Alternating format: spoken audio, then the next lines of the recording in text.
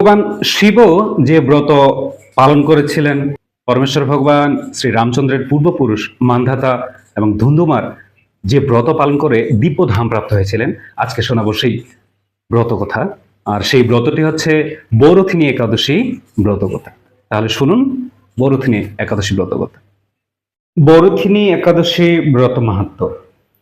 বৈশাখ কৃষ্ণপক্ষিয়া বৌরথিনী একাদশী ব্রত মাহাত্ম্য ভবিষ্যত্তর পুরাণে যুধিষ্ঠির শ্রীকৃষ্ণ সংবাদে বর্ণনা করা হয়েছে।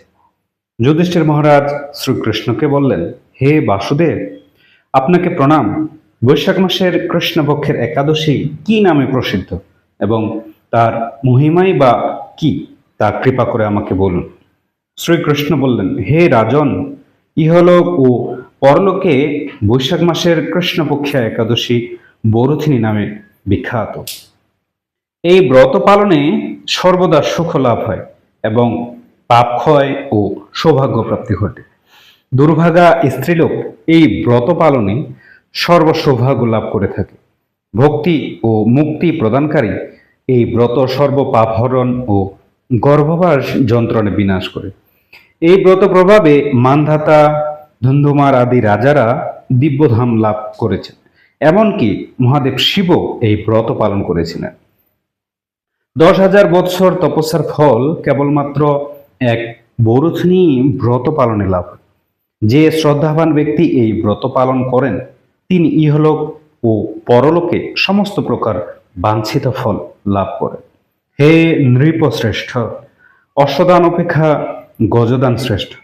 গজদান থেকে ভূমিদান, তা থেকে তিলদান, তিলদান থেকে স্বর্ণদান এবং তা অপেক্ষাও অন্নদান শ্রেষ্ঠ। অন্নদানের মতো শ্রেষ্ঠ দান আর নেই। পিতৃলোক, দেবলোক ও মানুষেরা অন্নদানেই পরিতৃপ্ত হন। পণ্ডিতেরা কন্যাদানকে অন্নদানের সমান বলে থাকেন। স্বয়ং ভগবান গোদানকে অন্নদানের সমান বলেছেন। আবার এই সমস্ত প্রকার দান থেকেও বিদ্যাদান শ্রেষ্ঠ। কিন্তু এই বৌরথিনী ব্রত পালনে সেই বিদ্যাদানের সমান ফল লাভ হয়। পাপমতী যেসব মানুষ কন্যার উপার্জিত অর্থে জীবন ধারণ করে, পুণ্য হয়ে তাদের নরক যাতনা ভোগ করতে হয়। তাই কখনো কন্যার উপার্জিত অর্থ গ্রহণ করা উচিত নয়। যে ব্যক্তি বিভিন্ন স্বর্ণালঙ্কার সহ কন্যাদান করেন, তার পুণ্যের হিসাব স্বয়ং চিত্রগুপ্তও করতে অসমর্থ হন। কিন্তু বৌরথিনী ব্রত পালনকারী কন্যাদান থেকেও বেশি ফল লাভ করে। ব্রতকারী ব্যক্তি দশমীর দিনে কাঁসার পাত্রে ভোজন, মাংস, মসুর, ছোলা, শাক, মধু, অন্যের প্রদত্ত অন্ন গ্রহণ, 2 বার আহার ও মৈথুন পরিত্যাগ করবে। দ্রুতক্রিয়া, নেশাজাতীয় দ্রব্য, দিবানিদ্রা, পরনিদ্রা, নিন্দা, পরচর্চা, প্রতারণা, চুরি, হিংসা, মৈথুন, ক্রোধ ও মিথ্যা বাক্য একাদশী দিনে বর্জনীয়। কাঁসার পাত্রে ভোজন, মাংস, মসুর, মধু, তেল, মিথ্যা ভাষণ, ব্যায়াম, 2 বার আহার ও মৈথুন এসব দ্বাদশী দিনে পরিত্যাজ্য। হে রাজন, বিধি অনুসারে বৌরথিনী ব্রত পালনে সকল প্রকার পাপের বিনাশ ও অক্ষয় গতি লাভ হয়। যিনি হরিবাসরে রাত্রি জাগরণ করে ভগবান জনার্দনের পূজা করেন, তিনি সর্বপাপ মুক্ত হয়ে পরম গতি লাভ করেন। তাই সূর্যপুত্র যমরাজের যাতনা থেকে পরিত্রাণের জন্য পরম যত্নে এই একাদশী ব্রত পালন করা কর্তব্য।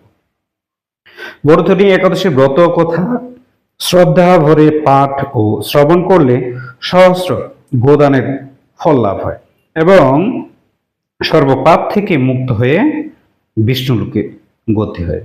হরি বল। আগামী 13ই এপ্রিল সোমবার বৌরথিনী একাদশী, সকলেই পালন করবেন এবং যারা পালন করছে না তাদেরকে উৎসাহ প্রদান করবেন। হরে কৃষ্ণ।